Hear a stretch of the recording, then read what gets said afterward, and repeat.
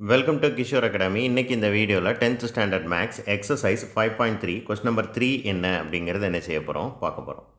Find the equation of a line whose inclination is 30 degree and making an intercept -3 on the y-axis. So இந்த question வந்து ரொம்ப easy. So first inclination என்ன கொடுத்துருக்குறாங்களோ அந்த ஆங்கிளை theta அப்படின்னு சொல்லி வச்சுக்கிடுவோம். Theta is equal to 30 degree.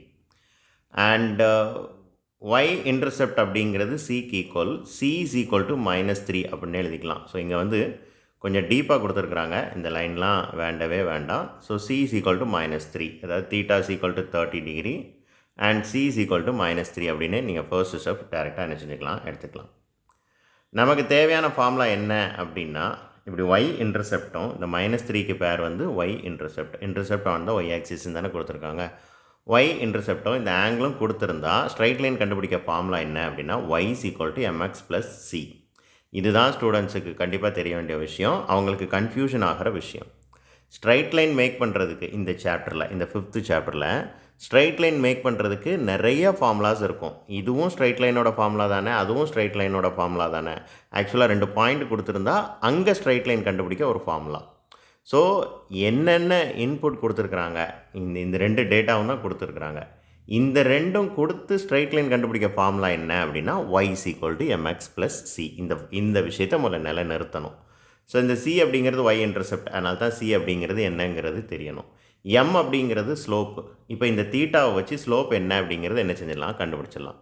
அப்போ கொடுத்துருக்கிற 2 வேல்யூவை வச்சு எம்ஐயும் சிஐயும் தான் கண்டுபிடிக்க முடியும். அப்போ இந்த ஃபார்முலாவை தான் சப்ஸ்டிடியூட் பண்ணணும். இப்படி ஸ்டூடெண்ட்ஸ் கொஞ்சம் புரிஞ்சு படிச்சிங்க அப்படின்னா எந்தெந்த ஃபார்முலாவை எங்கே யூஸ் பண்ணணும் அப்படிங்கிறதுல கன்ஃபியூஷன் வராது. முதல்ல இந்த தீட்டா வேல்யூ எடுத்து அப்படியே இங்கே சப்ஸ்டிடியூட் பண்ணிட முடியாது. இந்த தீட்டாவை வச்சு எம்மோட வேல்யூ என்னங்கிறத கண்டுபிடிக்கணும். அப்போ இது அடுத்த formula, M equal to turn theta.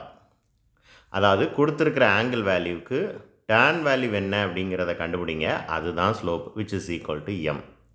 அப்போ tan 30 டிகிரி, tan 30க்கு வேல்யூ 1/√3 நமக்கு நல்லாவே தெரியும். இப்போ எம்மோட வேல்யூ வந்து 1/√3. ரொம்ப ஈஸியாக கண்டுபிடிச்சாச்சு, ரைட்? ஓகே, ஸ்லோப்போட வேல்யூ எப்படி கண்டுபிடிக்கணும், m அப்படிங்கிறது ஸ்லோப்பு, அதை எப்படி கண்டுபிடிக்கணும், என்ன ஆங்கிள் வேல்யூ கொடுத்துருக்காங்களோ அந்த ஆங்கிளுக்கு டர்னில் என்ன வேல்யூ இருக்குது. 30 டிகிரினா டர்ன் 30 டிகிரி என்னன்னு பார்க்கணும். 60 டிகிரினா tan 60 டிகிரியில் என்ன வேல்யூ இருக்குதுன்னு சொல்லி பார்க்கணும். ஸோ இப்போ எங்கள் ஃபர்ஸ்ட் ஸ்டெப் முடிஞ்சிருச்சு. இப்போ பாருங்கள், எம்முக்கு பதிலாக 1/3 என்ன செஞ்சுட்டாங்க, சப்ஸ்டிடியூட் பண்ணிட்டாங்க இந்த ஈக்குவேஷனில். எக்ஸு சி, இதுக்கப்புறம் என்ன செஞ்சுருக்காங்க, சியோட வேல்யூ வந்து -3 தான். இந்த சம்மில் என்ன செஞ்சுருக்கிறாங்க அப்படின்னா, சியோட வேல்யூ எப்படி கண்டுபிடிக்கணும், ஒரிஜினல் ப்ரொசீஜர் படி எப்படி கண்டுபிடிக்கணும் அப்படிங்கிறத இங்கே கொடுத்துருக்குறாங்க. இங்கே நமக்கு இந்த 2 லைனும் தேவையில்லாமல் இப்போ நம்ம கன்ஃபியூஸ் பண்ணணும்னு அவசியமே இல்லை. இந்த ஈக்குவேஷன் எடுத்துக்கோங்க, எம்முக்கு பதிலாக 1/3 சப்ஸ்டியூட் பண்ணுங்கள், சிக்கு பதிலாக சம்மில் கொடுத்துருக்கிற மாதிரி -3, இந்த -3 எடுத்து என்ன செஞ்சுக்கோங்க, சப்ஸ்டிடியூட் பண்ணிடுங்க. ஓகேவா, இந்த சிக்கு பதிலாக -3ன்னு என்ன செய்யணும், சப்ஸ்டிடியூட் பண்ணணும். அப்போது இந்த ஈக்குவேஷன்லேயே 2 வேல்யூவே என்ன செஞ்சுருங்க, சப்ஸ்டிடியூட் பண்ணிடுங்க.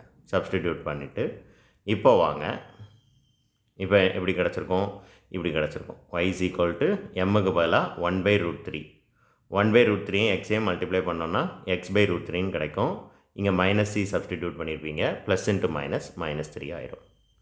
இதுக்கு அடுத்த ஸ்டெப் என்ன செய்யணும் அப்படின்னா, y is equal to இந்த √3 காமனாக எடுக்கணும். இந்த √3 முதல்ல காமன் ஆக்கணும்.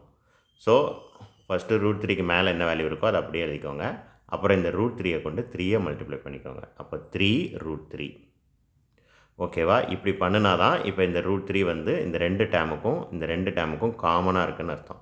இப்படி காமனை கொண்டு வந்த பிறகு தான் என்ன செய்யணும் அப்படின்னா, கிராஸ் மல்டிப்ளை பண்ணணும். ஸோ இப்போ நீங்கள் √3யும் ஒய்யையும் கிராஸ் மல்டிப்ளை பண்ணுங்கள். √3y is equal to x minus 3√3ன்னு கிடைக்கும்.